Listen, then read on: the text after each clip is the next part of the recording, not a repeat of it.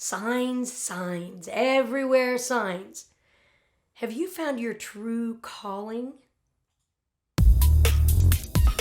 Welcome to Kirsti Cast, the show where we hope to illuminate, entertain, and engage our listeners, helping them create the life they want. I'm your host, Kirsti Manna.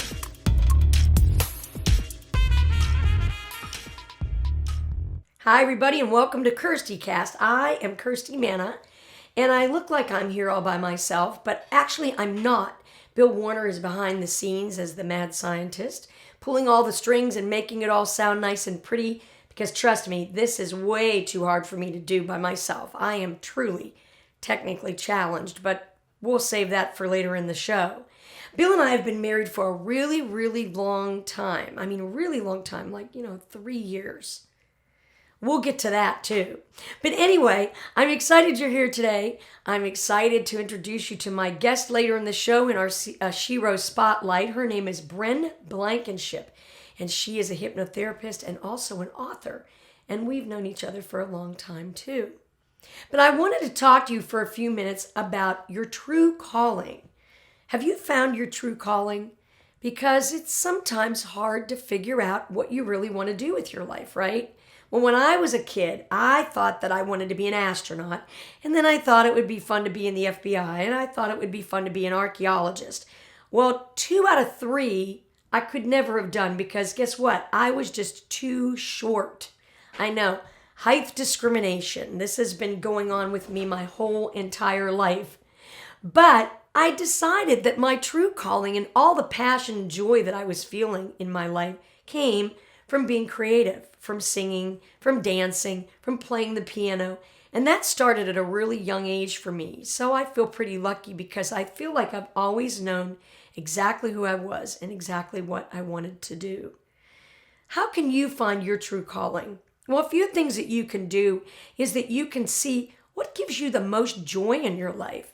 And you can keep going back to that. If that's something that you really find that really lights your heart up, then maybe it's something that you need to look at as your true calling. Another thing that you can do is try something new. Don't be afraid. Maybe there's something that interests you that you've always wanted to try, like taking a painting class. Maybe you always were a great artist as a kid, but you just never got into it as you became an adult. Just try it. And the last thing is be patient with yourself, because sometimes finding your true calling can take you a minute, if you know what I mean. I hope that you're going to check out some of those ideas, and I hope those tips helped. Stay right where you are. We're going to be right back. Hi, folks. I'm Billy Joe from the Yeehaw Hay Bale Supply Company, downtown Nashville, Tennessee. And we're here today with one of our most loyal customers. Hi, Barb. Hi, don't you know that the Yeehaw Hay Bale Supply is one of my favorite stores? I moved down here from up north, and they've got the best yard gnomes around, and I just love it. Thank you so much for everything that you've done for me, Billy Joe. Well, you're welcome, Barb, and you come back anytime you want to the Yeehaw Hay Bale Supply Company. We'll be here 24 hours, 7 days a week. Oops, sorry, closed on Sundays.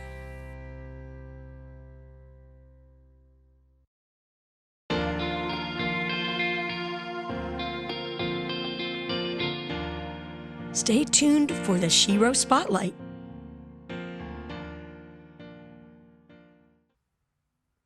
Well, I'm so glad to be welcoming to my Shero Spotlight today my longtime friend, Bryn Blankinship. And we actually met there in acting class some years ago. And we've always remained friends. And I was so glad to see her in Nashville recently because she was in town for a book signing. She has written a book called Limitless Soul. And it's all about past life regression. And she's here to tell us all about that. Please welcome to our Shero Spotlight, Bryn Blankinship. I'm so excited today to welcome to the Shero Spotlight. I'm going to say an old friend, but we're not old, we're young. And I'm really proud of everything that she's been doing with her life. She's an award-winning certified master hypnotherapist. She's an author. She's just released a beautiful book, which she's going to be talking about. Please welcome to the show, Bryn Blankinship. Oh, thank you so much. It's so great to be on. And it's so great to talk with you today. I know. It's so great to see you. And you were just in Nashville a short while ago with a beautiful signing for your book. You were being represented at, I think, the Library Association, at the Library Association's convention, which is a really big deal. And it's so great that you have people behind you and your book, and they're excited about it and putting it out there. As we learned in acting class, it's wonderful to be validated by validating yourself, is what I'm trying to say.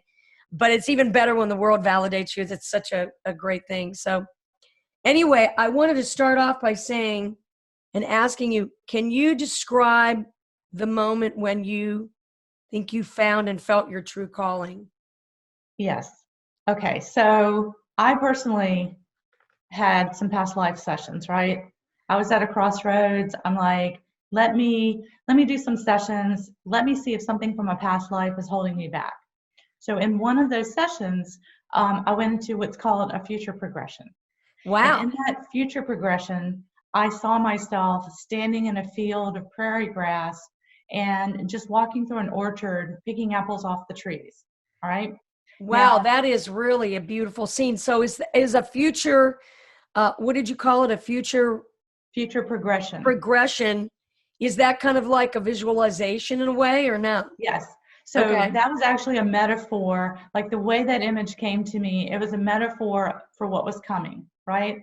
So I knew that those apples were like acting gigs.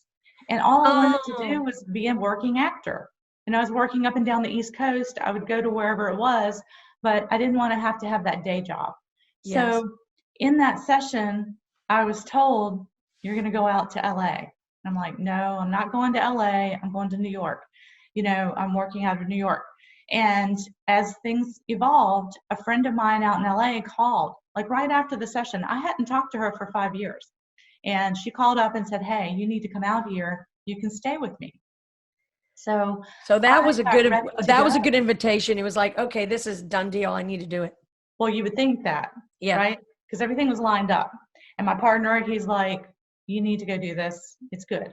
So fear set in, right? And I was all packed, all ready to go. And I'm like, I'm not going. And my partner, he sat me down and said, look, you need to do this. If you don't do this, you're going to regret it for the rest of your life. Mm-hmm. So working through that fear, I was set to go in a couple of days. I got myself together and just did it. And then I stopped over in Nashville on the way out to LA, connected with you again, which we've been all over the US together. Yes, we have. We travel, but we like to go have fun. Yeah. And then I made it out to LA. And as soon as I got there, it took a little time to get oriented. And then I got an agent, and she started sending me out on auditions. In addition to, I was in this acting class, and someone in acting class told their agent, and then she called me in and signed me on the spot. So I was going on 4 or 5 auditions a day, 4 days a week. I mean, some days, it was amazing. It was amazing to have that many auditions. You had a lot. Those were the apples. Oh, they were. And so I, after a couple of months, I booked a couple of things. And then I was out there, and I was on a Chevy OnStar commercial, and I was playing the aunt. And so one day they filmed it all black and white, old timey. And then another day they were going to film in color, like modern times. Right. So I'm standing there waiting for waiting to go on. There's a trailer behind me. It has my name. It's got a star on the door. I'm feeling pretty good out there at the Grapevine, north of LA. And then down the hill, there was this apple. Well, it wasn't an apple tree, but it kind of looked like one. This tree that we were filming under. And someone said to me, and I was just waiting because I had done my thing for the day, and then we were staying overnight, and I was going to come back tomorrow. So someone said to me, hey, watch out. You've got on sandals. There's snakes in this grass. And I looked down and looked up, and it's like I had a deja vu moment. Wow. Right back in that scene from the session. So that was that turning point, because I recognized there were those trees. They didn't have apples, but I knew they were metaphorical apples. And now I'm standing in the middle of that vision. It was so clear in the session. Wow. And I said, how do I do this for a living? that's when I went and started studying past life regression, hypnosis, hypnotherapy first, because you need that for that foundation, then past life regression. And I still stayed out there and worked, but then I came home. Did I read somewhere too that your dad was into hypnotism? He was. So my dad studied self-hypnosis, and he used to use that on the kids. Like he would always say, get your mind in the right place, mind over matter. Yes. If you think you're well, you'll be well. Even in the nursing home, when my father was older and before he passed, he would roll around in his wheelchair when he couldn't walk anymore. He would roll up to the residents and tell them, it's okay. And he put his hand on theirs and say, it's okay. If you get your thoughts in the right place, it'll be okay. So we had some business cards made up that he gave out to the residents. That's fantastic. Well, so tell me what inspired you then to write your book. And when we see a shot of you, we can see the poster in the frame there of the cover of your book, and I have it with me. Limitless Soul. I loved your book, and the cover is so beautiful. You know, they always talk about a cover sells a book, and boy, that cover is really enticing. It's beautiful. Thank you. So they did such a great job. They did. So the inspiration were these client sessions. You know, I do this work with clients, you know, the work that I've put myself through and the personal growth and the development. So as I'm guiding clients on these sessions, these amazing stories would come out. So the most difficult part was to find which stories to include, because there are so many, you know, from all the years of, I mean, I have thousands of session hours. And wow. I was looking for stories that would capture not only what happened for the client, but information that could help the reader to understand connections in their own lives by reading someone else's story. And then I loved messages. I'm sorry, I interrupted you there. I love how in the book you had different places where you showed the reader how they could change their attitude, or how they could recognize something in their past. I thought that was really nice. It was kind of made it in a way a little bit of a how-to, you know, where you were really engaging the reader in that way. Yes, and I call that the SoloMinded Approach. So what that is, it's about shifting your focus, because Hypnosis 101, you know, it's what you focus on grows. So if you focus on the worry and the fear, you're going to be stuck. If you focus on where you want to be, regardless of obstacles and challenges, it will continue to move you forward in the direction. And, you know, for me, it was about acting. You got to keep yourself up and keep yourself in the right mindset for those days when you would have an audition. Well, and all those times that we studied acting together, we certainly learned a lot of those techniques. I mean, that was a really interesting time in my life. And I think it's so serendipitous how we were in those classes together, and we were kind of on that wavelength, because not everybody in class was on that wavelength. And there were some of us that really were, you know. Exactly. And, you know, I've studied with several different people, and the fun part for me was working behind the scene to do that character development and that personal development in myself. And so what happened is, I'm out in LA, and I said, what can I bring back with me that can help others? Like, I did this for myself and found this needle in a haystack, and I could have continued with it, but there was also an actor's strike and a writer's strike. And I stayed beyond those, but then there was just a lot of stuff happening. And I said, what could I bring back with me that would be fun? And this was a way for me to do that. And all these other techniques that I know, I incorporate those into techniques, you know, hypnosis techniques, different methods. And so those exercises at the end of each chapter are a way for the reader to clear the clutter of their mind, to get clear, so then they can focus on where they want to be, overcome challenges, and continue to chip away, you know, step by step towards that goal. And that is such great advice for people, not only just in living a better and more joyful life, but also in the realm of creativity.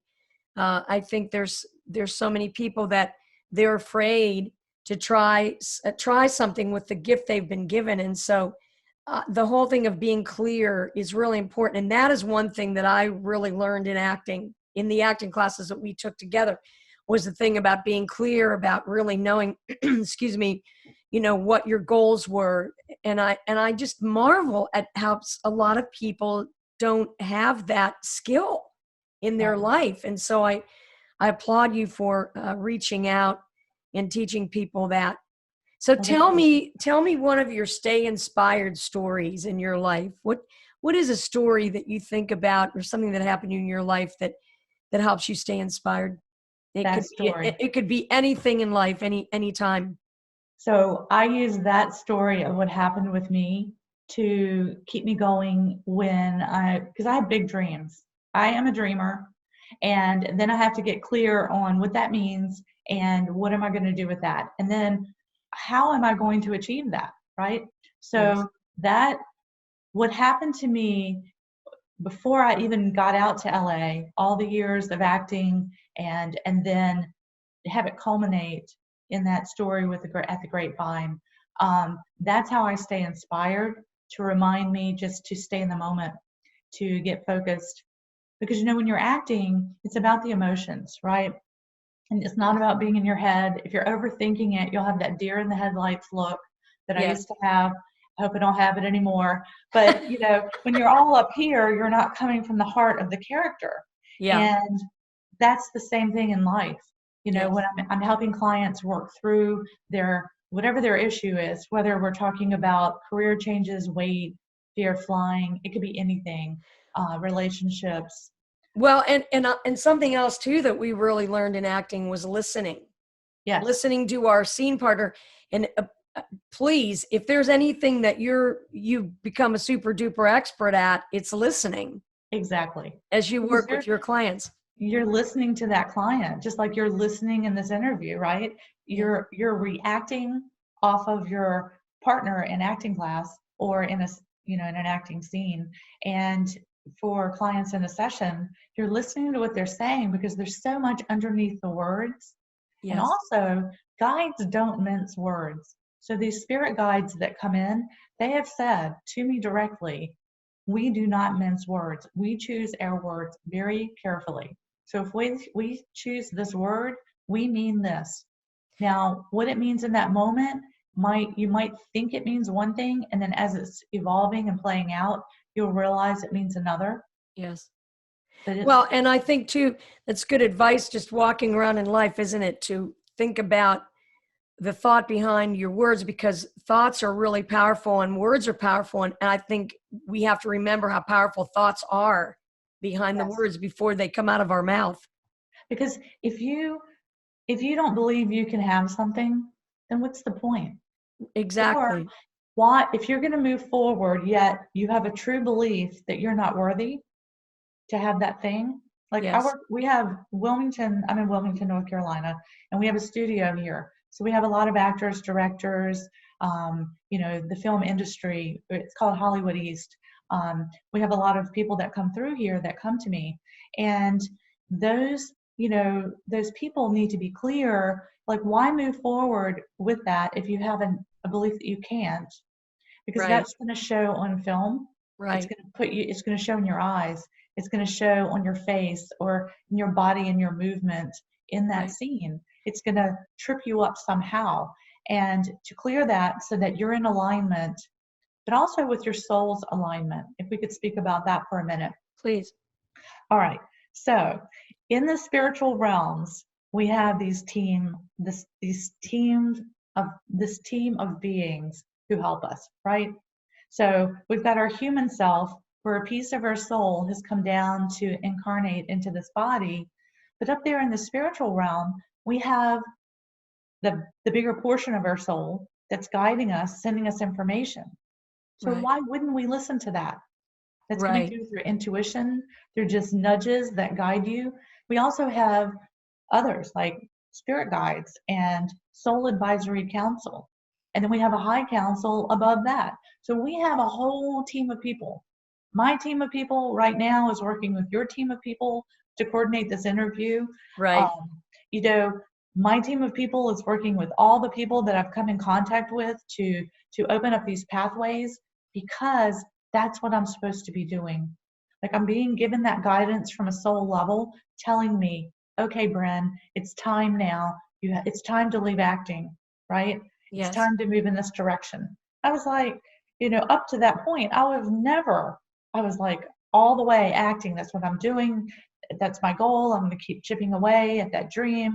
And then suddenly, when I changed, people couldn't believe it. They're like, what?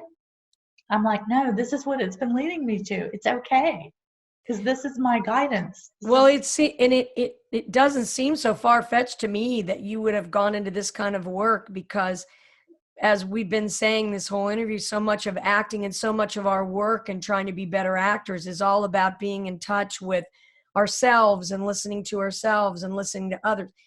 Now, the one question I wanted to ask you, because I loved this part in the book, I like the exercise you had about cutting the cords. Can you just talk for a minute about how someone can achieve this without completely cutting somebody out of their life? Sure. That's Okay. that was an interesting section. People do come to me sometimes and they're like, can you help me use hypnosis to erase the memory of my ex-partner? No. Is that like the biggest one? No. Is that one of the biggest ones you get? Sometimes it's like, no, hypnosis doesn't work like that. If anything, we're going to shine a spotlight on that relationship and show you more. Okay. However, once we do that, you won't care. Like, you won't have those negative feelings from that emotional entanglement. So in doing that, you can see your role in the situation. You can release yourself, and then that exercise is to help imagine calling their spirit forward, having these conversations, and then using these golden scissors to just cut those cords that kept you connected to release you from the emotional entanglement. Right. I love that. The golden scissors that can cut the cord. I Yeah. thought that was nice. You can just And I think, imagine those beautiful golden scissors yeah, here to help you. And so here on Earth, this is the emotional planet. We are here to learn through the challenges of all the ups and downs of emotions. So it's part of living, right? It's just part of being here. But you don't have to be overcome by the shame, the fear, the guilt, all those negatives. You can learn from it and let it go. Because you are like this brilliant, brilliant light. You are this brilliant light that shines brilliantly, and that weight of all the negative emotions sits on you and makes your light dimmer. So that's to take all beautifully that said. I away, really that's your like that. shine. I really like that. And I Thanks. liked how you said that about in relationship to somebody's bad relationship, what was your role in it? And it might not necessarily mean that person's role in it was a bad role, that they made all the wrong moves. It's just how they were functioning in that relationship. And I think Well, it that's helped you really learn more interesting. about who you are. It helped you Yes. learn what you can live with and what you didn't. Things you Yeah. didn't know about yourself. That's your role. It doesn't have. You can look at it as bad things happen. However, it was a learning experience that your soul needed you to go Yes. through for growth. And it's a beautiful thing, into getting older, I think, and in learning those kinds of things about yourself. And when you can just relax into who you are and be real with yourself. I love that about getting older. I think that's a really beautiful part of it. So let me ask you this. We only have a few more minutes, but I wanted to ask you, and you told me you had a power phrase. Yes. You don't just have a word. No, not Bryn. She has a phrase. I told Kirsti before we started this, I'm going to try to be concise. It's really difficult for me to be concise. When faced with obstacles, people will say, I can't do that, right? Yes. When I have a goal that I've set for myself, I ask, how can I do this? Show me the way, right? So I have big goals and I've achieved some of them and I have many more coming. Show me what I need to do to make that happen. And I'm flexible in those goals as to how that needs to adjust. But show me how I can do that. Show me the way. I love that. That's wonderful. Now, let me ask you this too. So today, tell me the number one thing you're grateful for today. Today,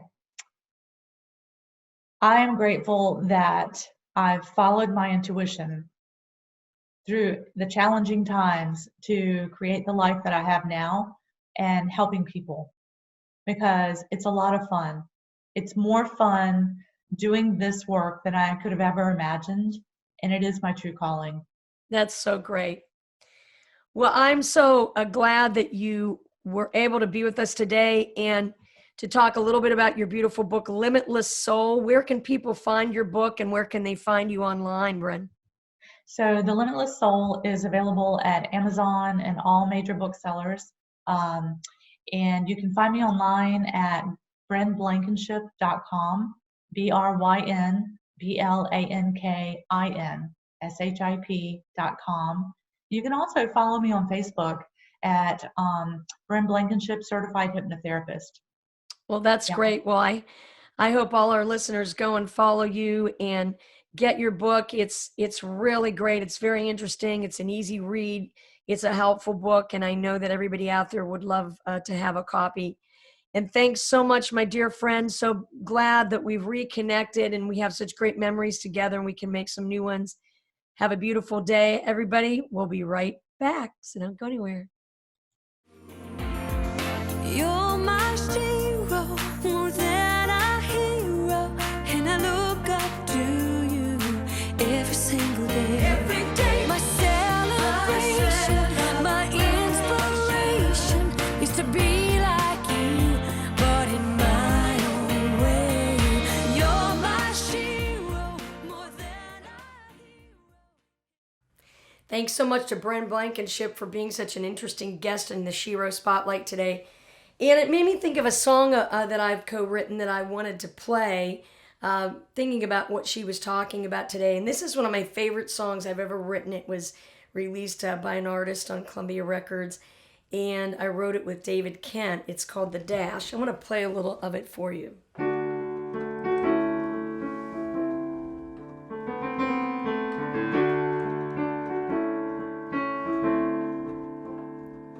Someday they're gonna carve 2 dates beneath my name in stone. One for when I first arrived, one for when I say goodbye. Change when I got here, or when I'm going home. There's still a little time in the middle that's mine, all mine. The dash between the dates, the gift we've all been given, that little line that takes us from the high chair up to heaven. You're born and then you die, and life goes by so fast, and it's all riding on the dash.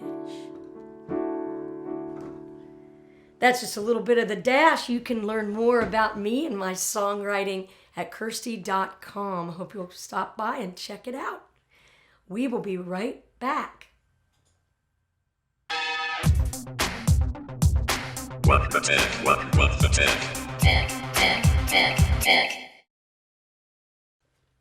Well, I always wanted to do this What the Tech segment because I am so technically challenged. Raise your hand once again if you are technically challenged. Now keep your hand up if you are also a germaphobe, which I happily admit that I am.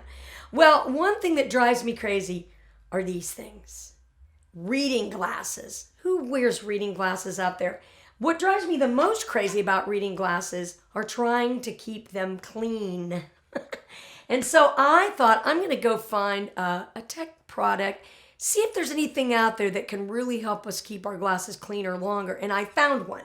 It's a really cool product. It's called Peeps, and it's by a company called Carbon Clean. There are these little glass cleaners that are made from carbon pads, and they can clean your glasses 500 times before you ever have to replace them.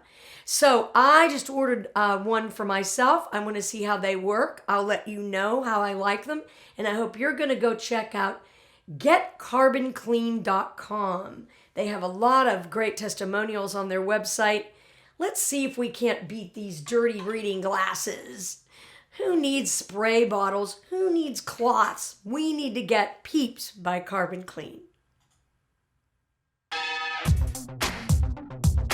What the tech? What the tech?